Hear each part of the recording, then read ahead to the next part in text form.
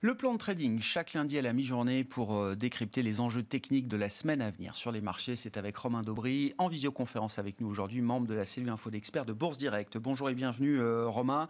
On est dans une séquence rouge sur la dynamique des marchés actions au niveau global. On l'a vu vendredi en clôture à Wall Street, on l'a vu ce matin sur la partie asiatique avec notamment des bourses chinoises qui ont été très chahutées. Et sans surprise, les répercussions se font sentir sur les indices européens en ce début de semaine.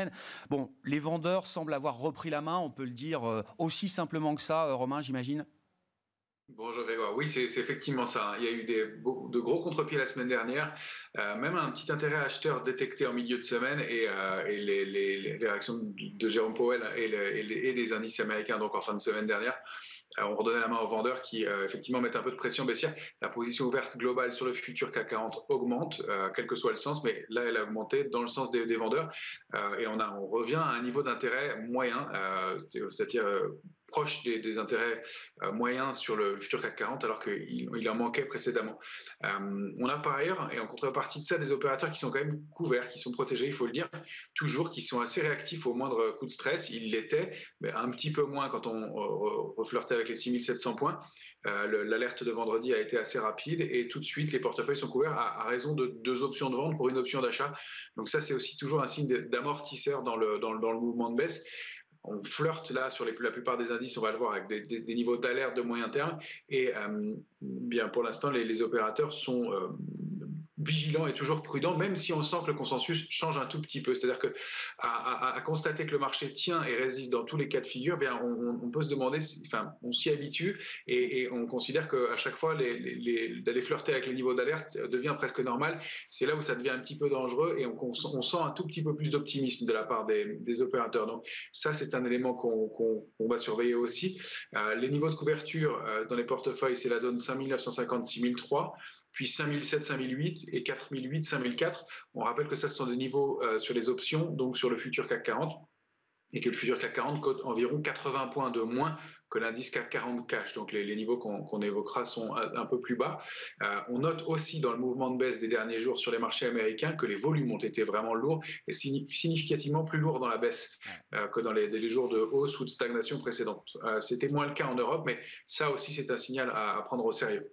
Bon, c'est pas le moment de baisser la garde et de perdre en vigilance, quand bien même, effectivement, on reste pour l'instant dans des trading ranges qui sont bien identifiés par les investisseurs et les techniciens. Si on prend l'exemple du Nasdaq, alors je le rappelle, qui est le premier grand indice américain, bien sûr, à avoir décroché à partir du mois de novembre 2021, force est de constater que, alors, malgré quelques rebonds ici et là, la configuration reste quand même très négative pour l'indice des grandes valeurs technologiques américaines, avec là même des zones d'alerte de long terme qui sont testées, techniquement parlant, par le Nasdaq. Oui, à nouveau. On les avait testés sérieusement. Vous avez sous les yeux un graphique hebdomadaire du Nasdaq avec un triple test en février-mars dernier, un rebond assez marqué, assez important derrière. Et là, on revient sur ce niveau d'alerte assez rapidement, assez puissamment, avec des volumes, je le disais, qui augmentent dans le mouvement de baisse et des gaps. Et donc, on reste dans cette séquence dont on rappelle qu'on est globalement dans une séquence baissière, que le rebond, on l'anticipait, était un rebond de main faible. Et la question de savoir si une accélération baissière plus importante va se matérialiser ou pas est sérieuse, elle est même au centre de notre scénario. La question du timing reste et on voyait les choses pour un petit peu plus tard. Or, le Nasdaq est particulièrement important pour l'instant puisque, vous le disiez, et Alix l'expliquait tout à l'heure, le rappelait tout à l'heure, les GAFAM vont publier cette semaine entre mardi et jeudi, donc ça va être le moment pour elles de réagir et de donner de la visibilité aux investisseurs qui se montrent très très prudents. Donc 13 105, 13 320 vraiment à préserver sur le Nasdaq en clôture hebdomadaire. Cette médiane à 14 055 qui est vraiment aussi à réintégrer pour reprendre un peu de couleur. Et en tout cas, pour l'instant, toujours une situation d'évolution en trading range. Un retour dans la partie basse du range avec du volume et une accélération baissière. En amont des résultats, il va falloir être fort. Bon, une semaine de vérité, on va le dire comme ça, pour le Nasdaq, avec effectivement les grandes composantes, les plus fortes pondérations, les GAFAM, qui publieront leurs résultats, à commencer demain soir par Microsoft et Google, après la clôture des marchés américains. Si on transpose la situation technique en Europe, à travers notamment l'indice Eurostock 50, là aussi on voit, Romain, après le rebond qui était venu après le point bas du mois de mars, généré par le déclenchement de l'invasion en Ukraine, on voit quand même qu'on reste très proche, là aussi, de zones d'alerte de moyen terme, avec le gap à la baisse de ce matin. Oui, encore un gap baissier effectivement très important. Un gap hebdomadaire, c'est toujours un signal fort. Un canal baissier qui se met en place maintenant, qui se matérialise de moyen terme sur l'Eurostoxx. Et on vient tester des niveaux alors qu'on pourrait dire de moyen ou voire de long terme. J'aurais même pu les indiquer comme étant de long terme puisque ceux de moyen terme ont été rompus déjà il y a quelques temps. On revient tester les niveaux d'alerte à nouveau. C'est pas très bon. En force, avec un peu de volume, avec des gaps.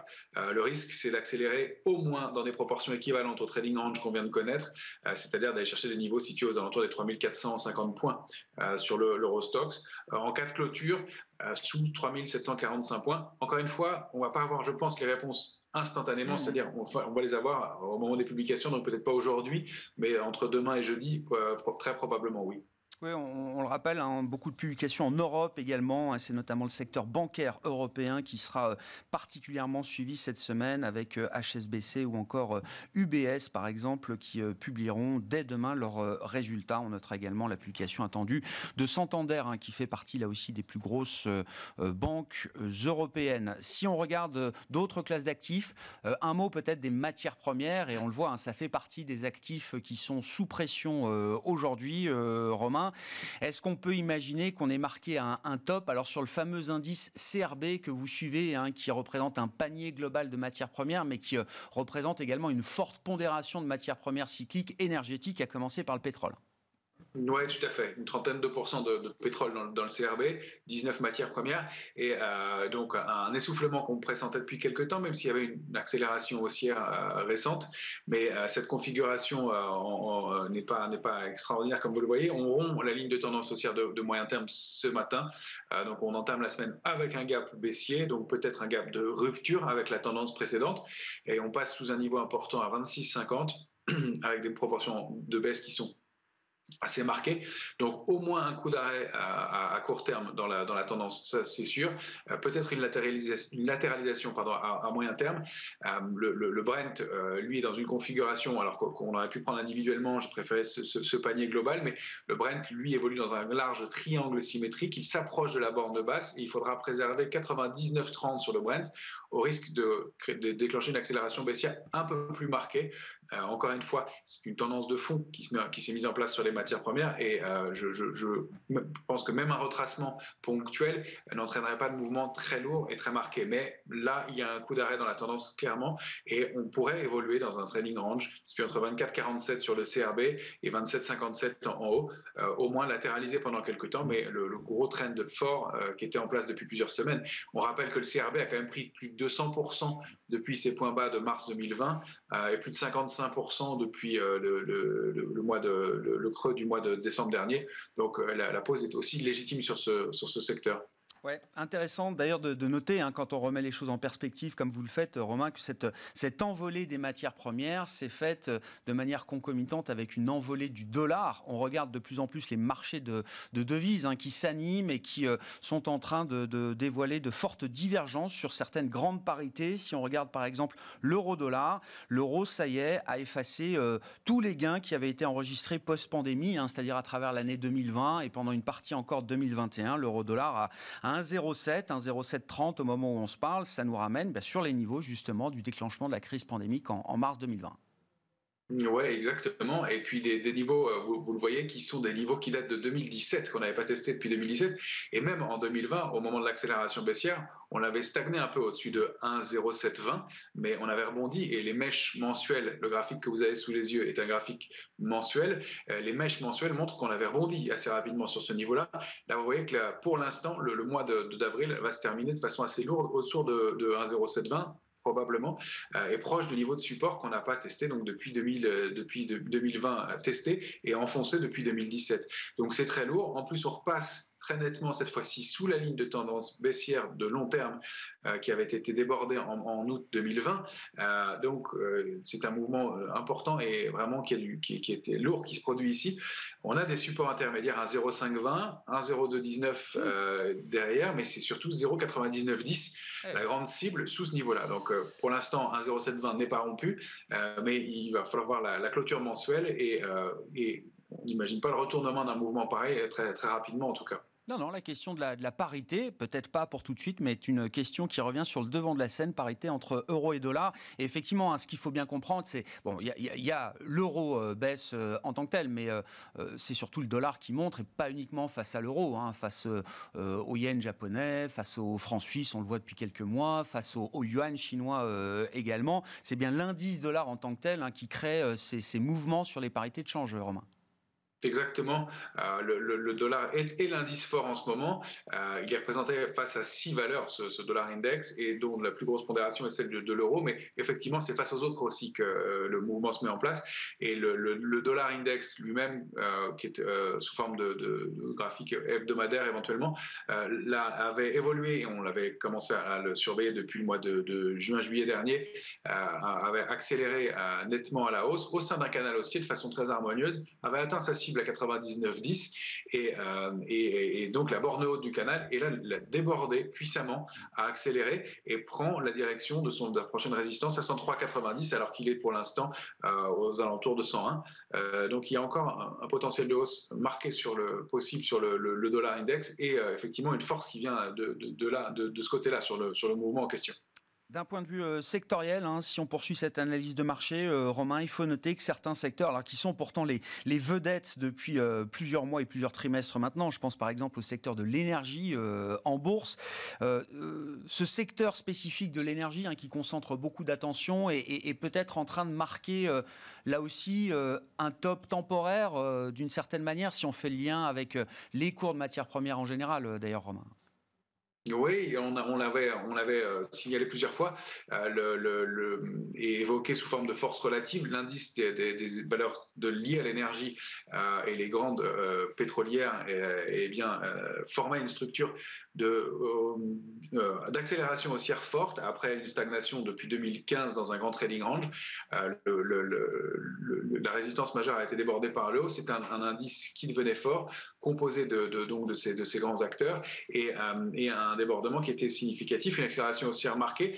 On évoquait la possibilité de ce qu'on appelle un throwback au moment où on signalait ce mouvement-là. Il a l'air de vouloir se mettre en place, le throwback, c'est le fait de revenir sur une ligne de support majeur et d'une structure de retournement haussière pour aller la tester, s'appuyer dessus, mais ça laisserait quand même un retournement de l'ordre d'une douzaine de pourcents pour aller retester des niveaux importants situés sur le panier que vous avez sous les yeux, qui est un graphique mensuel, aux alentours de 313. Alors on rappelle en plus que cet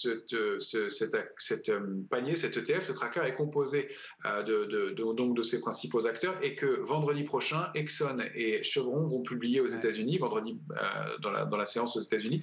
Or, elle représente à elle deux 25% de ce panier de valeur. Donc, c'est très significatif, et ça montre aussi qu'il y a un coup d'arrêt dans un secteur qui était le secteur fort, qui entraînait le marché, qui lui permettait de se maintenir en ce moment.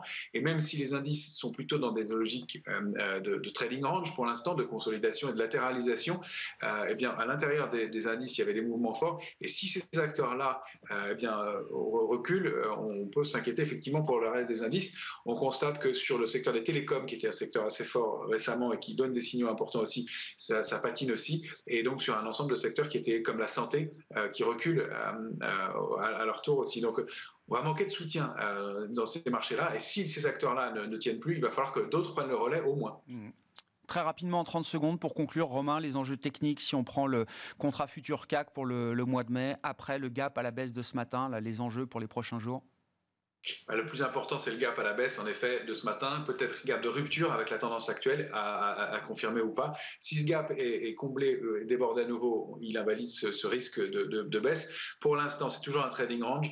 6260, 6312 en bas, une médiane importante qui est située aux alentours de 6490 points, et puis la borne haute du trading range, 6680, 6718. On est du mauvais côté de la barrière avec un gap baissier et des volumes un peu plus lourds. Il va falloir réagir très vite. Merci beaucoup Romain. Romain Daubry avec nous chaque Merci. lundi à la mi-journée dans Smart Bourse pour détailler, développer et décrypter les enjeux techniques de marché. C'est le plan de trading avec Bourse Direct.